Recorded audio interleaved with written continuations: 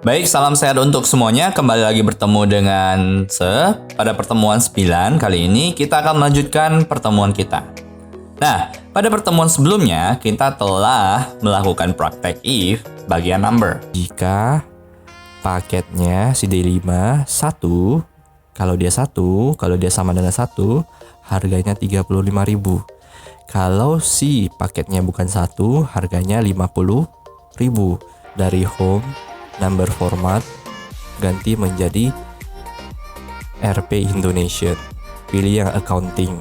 Ya, number format accounting ganti menjadi RP Indonesia. Maka hasilnya nanti akan seperti ini. Oke? Save as. Kemudian ketikkan nama dan kelas kamu. Kemudian uploadlah ke Google Form. Bagi kamu yang belum membuat praktek if tersebut, segeralah selesaikan. Karena ini adalah untuk mengambil nilai praktek kamu. Jadi kalau kamu tidak lakukan, di akhir dari formatif kedua, kamu nggak ada nilai kembali untuk prakteknya. Di akhir dari formatif kedua, kamu nggak ada nilai kembali untuk prakteknya. Ingat, tidak ada nilai praktek, maka nanti pengaruhnya kemana? Ke nilai semester. Pengaruhnya kemana? Ke kenaikan kelas. Semoga kamu paham. Pada hari ini kita akan melanjutkan materi kita mengenai fungsi if bagian teks. Kalau minggu lalu bagian number, minggu ini bagian teks. Jadi tujuannya adalah agar kamu bisa membedakan yang number itu yang kayak mana, yang teks itu yang kayak mana fungsi if-nya. Tentunya punya fungsi yang berbeda-beda. Tanpa basa-basi, kita langsung lanjutkan. Ini sekedar mengingatkan kembali bahwa di dalam fungsi if ada bagian number, ada bagian teks. Kalau kalian lihat dengan jelas di sini, kalau number ya tuliskan saja angka-angkanya, atau kalau nominal uang atau nominal dari harga sesuatu ya tuliskan aja gitu.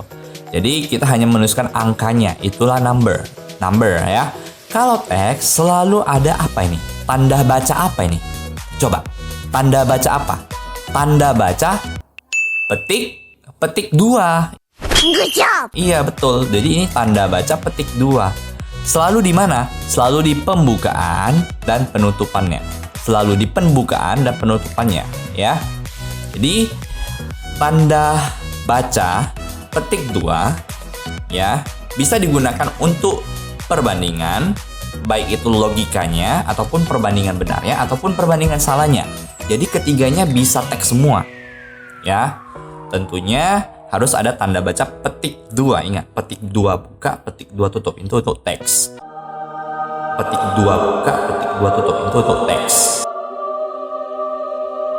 Oke, kita lanjutkan. Nah, jadi di sini kamu ingat kembali bahwa kita kalau if itu ya ada sinteks. Sinteksnya ini. Sinteks itu apa? Nah, udah berminggu-minggu sebacain sinteks. Sinteks itu adalah penulisan ya, bentuk umumnya dari sebuah rumus ya, dari sebuah fungsi di dalam Excel.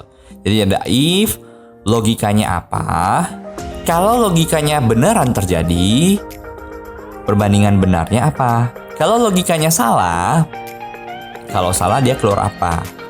Contoh, jika hari ini tidak hujan, saya pergi ke sekolah. Rupanya hujan, maka saya tidak pergi sekolah. Karena apa? Karena hujan. Jadi logikanya kan gini, kalau nggak hujan, saya ke sekolah. Kalau hujan ya udah nggak usah ke sekolah. Nggak ke sekolah, bukan nggak usah. Sebenarnya kalian tetap harus sekolah ya, apapun ceritanya. Nah, ini ada tanda apa? Nah, tanda petik 2 buka, tanda petik 2 tutup. Selalu ya, karena di sini kita sudah fokus ke dalam teks. Ya, sudah fokus ke dalam teks. Jadi, kita bisa membandingkan kalau mau teks ya, logika yang pakai teks itu pakai petik 2 buka, petik 2 tutup. Ya, biar kamu lebih ngerti, kita langsung ke contohnya. Oke, jadi di sini ada nama Deka, Kalista, Catherine, Kendrich. Ya, contoh kelasnya ini beda-beda ya. Kemudian ada yang nilai 60, ada yang 65, ada yang 90, ada yang 75. Ya, kalau kamu ingat ya, pelajaran TIK, ya nilai TIK, 60 itu merah nggak? Merah. 65 merah. 90 enggak, lewat. 75 lewat, tapi tidak terlalu tinggi ya. Lewat dari KKM aja, pas makan.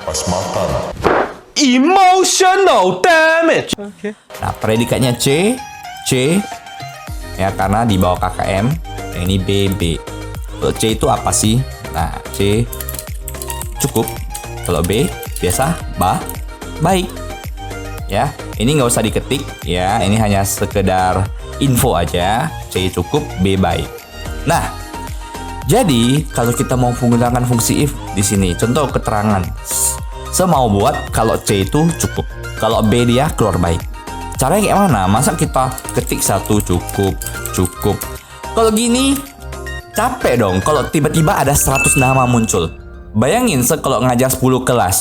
Satu kelas itu 40 siswa. 10 berarti 40 kali 10 400 siswa seketik kayak gini. Wah, nggak bisa dong. Kita harus cari cara yang mudah. Nah, cara yang mudah dan praktis itulah menggunakan fungsi if. Ya, fungsi if sama dengan if buka kurung. Ingat logikanya apa? Kalau dia B mau munculkan baik. Ya, kalau predikatnya. Nah, ini predikatnya kita klik atau kita tekan atau kita tap. Kalau dia sama dengan B, kalau B itu teks atau bukan?